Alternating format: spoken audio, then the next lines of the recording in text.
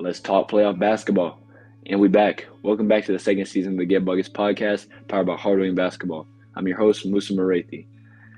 The playoffs are officially here, and there's two games I'm going to really be looking out for tomorrow in the first round of the 4A state playoffs, man. And that is Greer versus Indian Land and Eastside versus Lancaster. Let's first start off with Greer versus Indian Land. Now, first off, this is a rematch from last year where Greer actually did end up winning by 3 to move on into the playoffs. But this is going to be a completely different look this year. Both of these teams, I believe, have improved. It's going to be a dogfight. Right now, Greer overall 21-5, Indian Land 19-7. But like how everyone likes to say, playoffs, everyone's 0-0, and anyone can go for that state championship. Like I said, Indian Land has improved all around. They did lose a few big men and just overall solid seniors from last year, but their younger guys have really developed and are stepping up huge this year. And like I said, Greer can match up with this, though, at the same time. They have a lot of solid guard play. First off, though, let's talk about Indian Land. They have some very offensive, explosive players, man. First off, Mike Jones can score at all three levels, shoots the ball well, finishes at the rim well, all-state player. Moving on, Sincere Rasul, senior guard, really smooth game, great shooter, can also finish at the rim at a solid rate, plays bigger than he is, and just a leader for this team, being one of the few seniors. Next guy, Sequel Patterson, only a freshman, but he did play as an 8th grader, so he has that playing experience, overall athlete, defender, can score at the rim, but at the same time can shoot the ball pretty well. I mean, you can't just leave him open. Excited to see what he'll bring to the table. I think he's a really good integral piece for this team if they want to win this game. They also have a few reliable guys around the rim. Not really big men, but play more around the rim for them, being Kevin Drakeford, who's only a junior, and Connor Johnson, who's a senior. Not a very big team, but hopefully that won't be too much of a problem, as they do have some of the best guards in the state. Moving on, though, Greer. Excited to see how they'll bounce back after that loss against Riverside this past Friday. For all that don't know, though, I think they're coming for blood, I think they're motivated now, and I want to see how they'll respond. I mean, they have the guards to match up with, all region guards being Amari Anderson, Jr., Mikey Williams, sophomore, and Zane Valentine, who's their senior guy.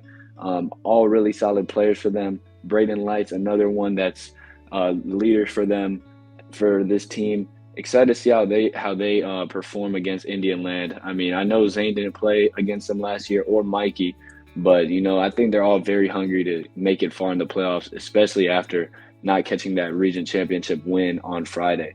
And I also believe that Braden Durr should have an advantage in the paint, since Indian Land is a pretty small team. But my prediction to win this game, I'll have to go Greer. I think overall, being at home, I think they should catch the win. By how many points? I would have to say maybe 5 or less. I think it will come down to a very close game. But I think Greer can pull it out just like last year. Only time will tell. Moving on, Lancaster versus Eastside. Another first-round rematch from last year. Lancaster won by 19. This should be a much better game this year. Currently, Lancaster is 19-7, Eastside 18-5, very similar records. Once again, though, playoffs, that does not matter. Everyone's 0-0. The game is held at Lancaster, though. Lancaster always has it rocking, especially in the playoffs. This should be a really tough physical game, man. And I want to see how Eastside will respond to that, because they play in a little bit of a different style, very offense-oriented team. But first off, I want to talk about Lancaster. This team, I believe they're really solid, but I don't think they're as good as last year. They did win by 19 against Eastside last year, but I don't think they have as strong of a team. They lost senior all-state player Grayson Kirk, senior Jai Gladden, who was a critical part of this team. I'm not exactly sure what happened to their point guard, Ladarius Cloud, who is a senior this year, but he's not on the team. Columbus Parker wasn't able to play in all but 3 games this season. And they've also lost their senior big man and rebounder, Kobe Small, who was a senior last year as well. So they lost a lot of integral pieces. But I think they're a really solid team. Finished 8-2 in region, which was actually the same record as last year. So still winning games at a high rate, still have the coach of the year being Coach Cawthon. And, Jordan Watford has stepped up huge this year, and not just his overall game, but leadership as well, taking that next step. The emergence of sophomore Malik Tinsley, junior Jakari Ballard, and sophomore RJ Brown have all taken a leap in their game. And, they play with this aggressive style of play, just dogs, man, dogs. So I want to see how they do against a completely different team being like Eastside. But talking about Eastside, let's move on to them. I've already talked about them this season. They've had a really solid season, but once again, very different style of play. They have improved a lot since last year, though. While I feel Lancaster has maybe gone down a little, I think Eastside has gone up a little, and I think that'll be huge. And they win more, and they've been more consistent recently. They can score in a hurry. They can rack up points quick.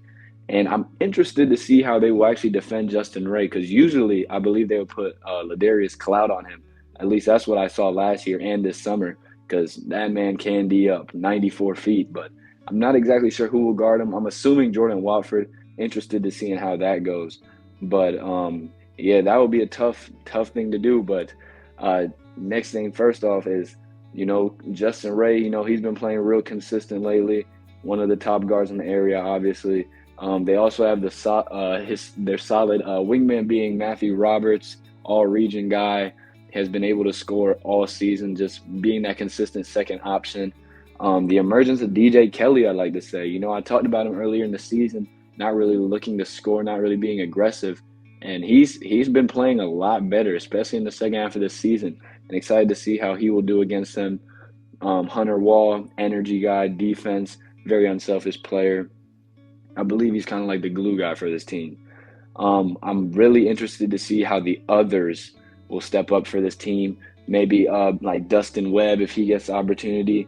Jaquavius Dodd as the big man, and Thomas Rouse, if he gets the opportunity. I want to see if these guys will be able to step up, because I know Lancaster, at least last year, they like to sub a lot. So if Eastside has to sub at all, I want to see if they'll be able to keep up. But who do I believe will win this game? This is a tough one. I haven't actually been able to get to watch Lancaster in person this year, but I might have to go Lancaster. I would have to say 5 or less, just like the Greer game. I think it'll be a really close game. I won't be surprised if Eastside wins, but I think Lancaster just has it in them. They know how to win games. They have that culture built to win games in the playoffs, but still very excited to see how both of these games go tomorrow night. And best of luck to all 4 of these teams. And I'll also be on the lookout for these other teams. Don't think I'm just looking for these 4 teams out in the playoffs for the first round. Another team game I'm really looking out for is the Malden Spring Valley game. Very interested in that game, as well as I think the Woodmont Fort Mill game should be a really tough game. But with all that being said, good luck to all these teams. Until next time, peace.